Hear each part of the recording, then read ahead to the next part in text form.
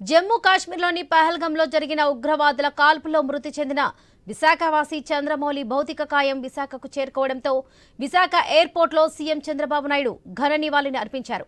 మృతదేహంపై పూలమాలలుంచి శ్రద్ధాంజలి ఘటించారు. అనంతరం అంతిమయాత్రలో కొంత దూరం నడిచారు చంద్రబాబు. ఈ సందర్భంగా చంద్రమౌళి కుటుంబ సభ్యులను పరామర్శించి ధైర్యం తెలిపారు. ఇందుకు సంబంధించిన మరింత సమాచారం మా విశాఖ ప్రతినిధి రాజు అందిస్తారు. ఉగ్ర దాడిలో విశాఖవాసి చంద్రమౌళి మృతి చెందిన నేపథ్యంలో ఆ భౌతిక కాయాన్ని అయితే విశాఖ విమానాశ్రయానికి తీసుకురావడం జరిగింది. అదే నేపథ్యంలో రాష్ట్ర ముఖ్యమంత్రి చంద్రబాబు నాయుడు కూడా స్వయంగా ఇక్కడికి చేరుకొని ఆ భౌతిక కాయానికి నివాళులు అర్పించి అనంతరం కూడా కుటుంబ సభ్యులను పరామర్శించడం జరిగింది.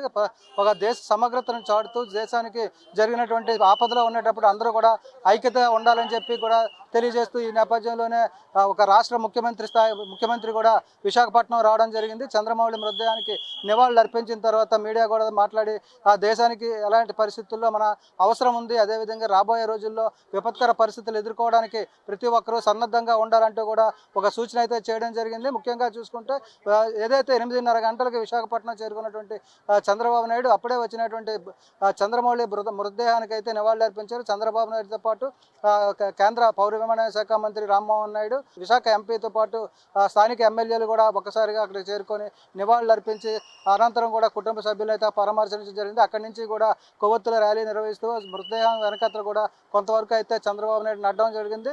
ముఖ్యంగా చూసుకుంటే చంద్రబాబు నాయుడు చెప్తున్నటువంటి సూచనల ప్రకారం రాబోయే రోజుల్లో కూడా క్లిష్టమైనటువంటి పరిస్థితులు ఎదురయ్యే అవకాశాలు కనిపిస్తున్నాయి. వాటిని మూకుమ్మడిగా ఎదుర్కోవాల్సిన అవసరం ఉంది.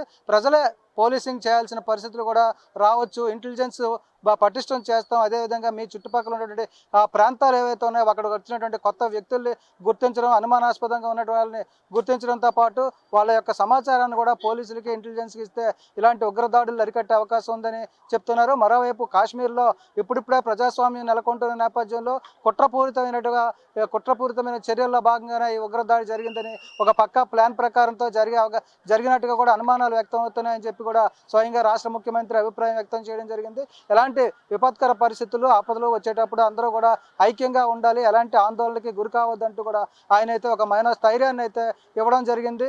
ఆ నేపథ్యంలోనే ఈరోజు విశాఖపట్నంలో కూడా ఒక రాష్ట్ర ప్రజలకు ఒక సందేశం ఇవ్వడం కోసం కష్టంలో ఉన్న ప్రజలకి, ఆపదలో ఉన్నటువంటి ఆ ప్రజలకి ఆదుకునేందుకు ప్రభుత్వం సిద్ధంగా ఉంది అనేది ఒక సందేశం ఇవ్వడం ద్వారా విశాఖపట్నంలో వచ్చి ఆ సందేశం ఇవ్వడం ద్వారా రాష్ట్ర ప్రజలు కూడా అప్రమత్తం చేయడం జరిగింది. వాళ్ళు ఒక మనోధైర్యాన్ని అయితే నింపడం జరిగింది. ముఖ్యంగా ఏదైతే చంద్రమౌళి మృతదేహం అయితే ఉందో ఆ మృతదేహాన్ని ఇక్కడ విశాఖపట్నం తీసుకొచ్చి విశాఖపట్నం ఎయిర్పోర్ట్ నుంచి అయితే ర్యాలీగా ఒక భారీ జన సంద్రోహం మధ్య నివాళులు అర్పిస్తూ ఆయన స్వగృహానికి అయితే తీసుకెళ్లి రేపు అంత్యక్రియలు జరిపే అవకాశం ఉంది. ఈ నేపథ్యంలోనే ఇప్పటి వరకు కూడా రాష్ట్ర ముఖ్యమంత్రి చంద్రబాబు నాయుడు అయితే స్వయంగా ఆ మృతదేహం వెనకాతలు నడవడం కూడా ఒక విశేషంగా చెప్పుకోవచ్చు. ఏదైతే ఆ దేశంలో విపత్కర పరిస్థితులు, ఆపదలు వచ్చేటప్పుడు, అదేవిధంగా ఇలాంటి ఉగ్రవాదుల దాడులు జరిగేటప్పుడు ప్రజలు ఎవరు కూడా ప్యానిక్ అవ్వకూడదు, ముందుగా చర్యలు తీసుకొని ఒక అప్రమత్తంగా ఉండాలి, అదేవిధంగా పరిస్థితులు గమనిస్తూ ఉండాలని చెప్పి కూడా ఒక సూచన అయితే చేయడం జరిగింది.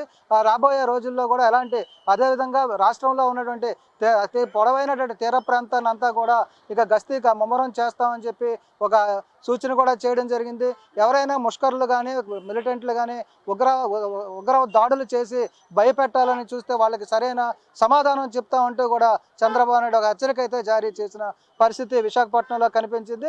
ఈరోజు విశాఖపట్నంలో చంద్రబాబు నాయుడు పర్యటన కారణంగా కూడా చాలా భారీ ఎత్తున జనసంద్రోహం కూడా ఇక్కడ చేరుకొని ఏదైతే కాల్పుల్లో మృతి చెందినటువంటి చంద్రమౌళి మృతదేహం ఉందో ఆ మృతదేహానికి నివాళులు కూడా అర్పించారు.